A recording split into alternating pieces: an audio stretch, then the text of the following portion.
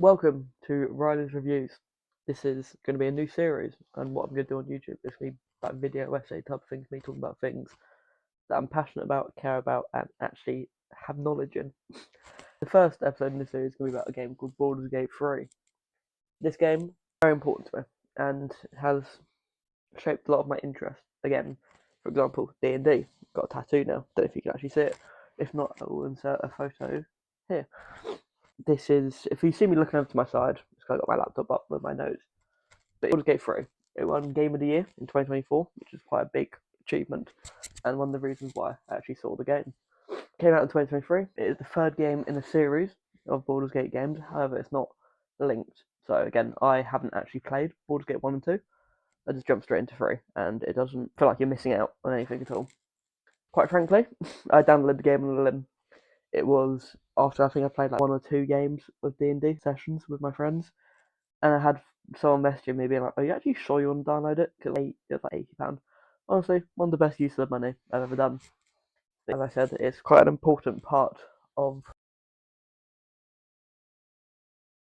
So I'm going to focus on the gameplay of it and why it's such an interesting system, all the acts of the game, characters, the issues of the game, and then why I think it's the best parts of the life. So yeah, I don't know how long this video is going to be, but sit back, watch it whilst playing a game or studying. So the gameplay, it is based off of D&D 5th edition ish.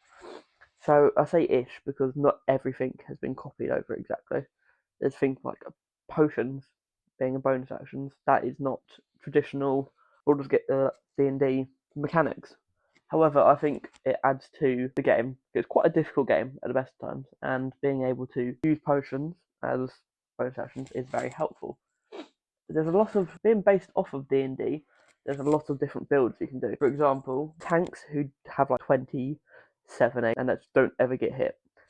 Monks who can hit 7 times per turn, or as my friend likes to play, a paladin. Hi Sam, I know you're watching. But it's very open about the type of classes you can build. I think my favourite one we recently did was played a wizard, and it was just fun using like area for spell spells. Very good. The game has 3 acts. Act 1 is an introduction to the game, I like to say. It's probably the easiest to get into. Areas such as the Druid Grove, Goblin Camp, which are very aesthetically pleasing. Act 1 has a clear choice for the players. Either you are siding with the goblins on an evil run, or you are with the tieflings and the druids. Personally, I've done 1 or 2 evil runs. It is fun, I will say that, but there's certain things which are a bit heartbreaking about it. They got some good bosses, such as like goblin leaders, like Minthara, Droraglin, and Priestess Gut. The Owlbear, Hag, etc. All characters which are difficult, but allow some form of error, if that makes sense. You don't have to be amazing at the game to defeat them. They are more lenient than the later acts. Act 1, in my opinion, is the best part of the game. It is where storytelling is the best. It allows the player to get to know their companions, which they are going to be with for the rest of the game. But I think it's the most beautiful area, and it's the largest as well. So obviously, you've got areas such as the Underdark, which I've not mentioned, which are part of Act 1. It's such a big area and such a wide range of different encounters that you get. It allows you to get a general sense of how the game will work. And also, most of the companions are in Act 1. I think I wrote it down here, bear with me. 7. 7 of the recruitable companions can be found in Act 1, which is quite a lot. And that, I think, adds to the charm of Act 1 in terms of you are an adventurer walking around trying to accomplish your goal, but you just run into different people and then they give you tasks itself. It makes sense. Act 2 is, in my opinion, the most difficult part of the game. It happens purely in the Shadow Curse lands, which can sometimes shock the player in terms of you are in a new area and you are told immediately you need a light source to be able to survive, otherwise you will die. It leads players either to Moonrise Towers or the Last Light Inn, depending on your choices that you make in the game. It also adds to the concept of the Absolute, which I've not mentioned, which is the big bad of this game. It emphasises its threat, with Ketheric Form being the main staple of this. Again, I remember the first time I played the game, and I saw this man get a javelin thrown at him and just not react. It is honestly one of the most terrifying presentations of a character I've ever seen in a game. The Merkle fight, it's very difficult. It has killed my honor mode run many a time. But Act 2, I think, is difficult. That it does allow for a range of opportunities and ways to kill people, I think, as well. With all the form bosses being able to not have to fight them to be able to get XP. That's quite a unique part of the game. Now, Act 3 is an annoying one for me. Because again, this game is so good, and I think it is one of the best games I've ever played. But Act 3 does have a lot of glaring weaknesses. People such as Karlak, how her ending just isn't satisfactory. And her good ending involves her running away, and the bad ending is her just dying. There seems to not be any sort of actual good ending for this character that is one of the most loved in the community. The Gortash fight is another issue of the game. As I've talked about with my friend Finn, who may be listening to this, it is very easy in comparison to the rest of the Chosen, and I think quite dull and is one of the weakest fights in the game, especially given his presentation and how he's meant to be he's meant to be powerful and resilient and never give up and always be quite determined in his manner. It's quite an easy fight in comparison to that. The positive of Act 3 include Astarion's ending, which I think is a powerful reflection on abusive relationships. Again, either being able to continue it by him ascending or being able to break the cycle, which is something people can struggle with sometimes. It's very powerful, I think, and it's a good metaphor for relationships in general.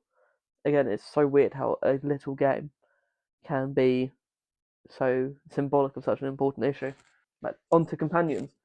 As I said, 7 of the 10 companions can be found in Act 1. However, there is a companion that sticks out sore from, in my opinion, that being Will, the tragic backstory. I will have to give him that. Again, being a warlock, he had a pact with the devil to protect his people, but then they don't respect him for what he did. Quite upsetting, really. But between early access and the actual game being released, Will's character changed so drastically. His voice actually got changed, a lot of his storylines got cut, and I think it leads to a companion which feels half empty, in my opinion. But as I said, I think the companions are one of the best parts of the game. For example, as I said about Astarion and abusive relationships, Lazo and Shadowheart show a story about religion and how powerful it can be in terms of giving people motives, but also manipulating them into their behaviour. And Gale, how about ambition can corrupt people and absolute power can lead to greed, in essence. Bosses such as Orin, Raphael, and Kefric have such a good presentation in how they can scare a player on their first time playing, and how on subsequent playthroughs you can still respect them and admire how cool they actually are at the end of the day. Again, Raphael during his fight sings a song. He's singing a song whilst the battle's going on. In terms of presentation of a character, I don't think it gets much better than that. But I think so. The biggest part of the game, in my opinion, and the best way to play it is as a Dark Urge. Dark Urge is the child of Bull, and that constantly influences decisions you make, whether or not you want to fully embrace the evil within, or you want to try and resist. Now, I won't give in too much spoilers, but the way it shapes relationships with companions, NPCs, and bosses is phenomenal. And if you haven't played as a Dark Urge, I strongly urge you, no pun intended, to play as it, because it's such a unique way of experiencing the game that you don't get with other playthroughs. As mentioned, there are some issues in the game, I have to admit. As mentioned, I previously think Will is such a waste of an opportunity. He could have been one of the best companions, but instead people think about the Githyanki warrior, the Wizard of Waterdeep, the vampire, Shadowheart. The list keeps going on. His cut content has ruined him, in my opinion, and he would have made such a more interesting and dynamic character if they kept original plot points. The Upper City part of the game is another opportunity that was missed. You are there for one fight when it's talked about such a big part of the game. It's it's a waste in my opinion, and I think it could have been led to Karlak having an opportunity to potentially find a way of fixing herself and not dying in the Upper City, and how obviously her not having a happy ending is quite unfulfilling to players, quite frankly, especially if you are in a relationship with Karlak. It can lead to people being quite upset, and people have been. And if I was Larian, I would have potentially included a DLC or a free one, allowing just giving us an answer as to what happens when she goes into the Hells. Certain fights, such as Gortash and the end fight, in my opinion, are quite easy and dull, and don't reflect how difficult they actually should be, is what I'll say.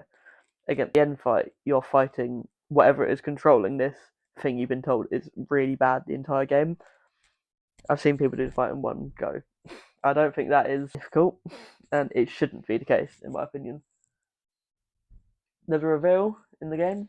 If you don't want to listen, spoilers, skip ahead about 20 seconds, or I'll include a timestamp.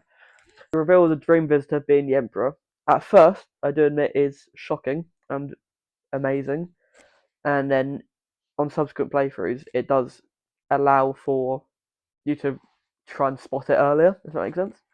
To see when they're pushing you to have the tadpoles, why that would exist. But again, this is probably the issue with playing an RPG game.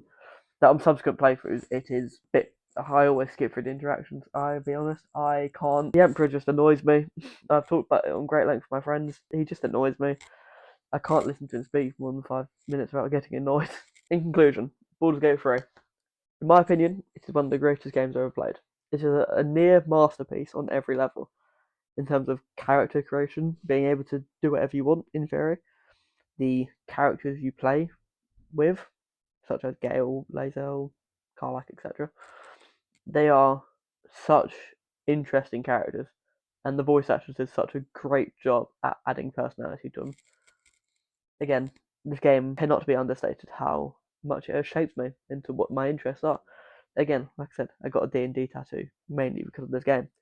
If I hadn't played Baldur's Gate, who knows? I probably wouldn't be playing D&D still now. However, as I've said, the game is not perfect. There are issues with it. However, I think the positives of the game far outweigh the negatives, and therefore, this is why I think Baldur's Gate 3 is one of the greatest games I've ever played.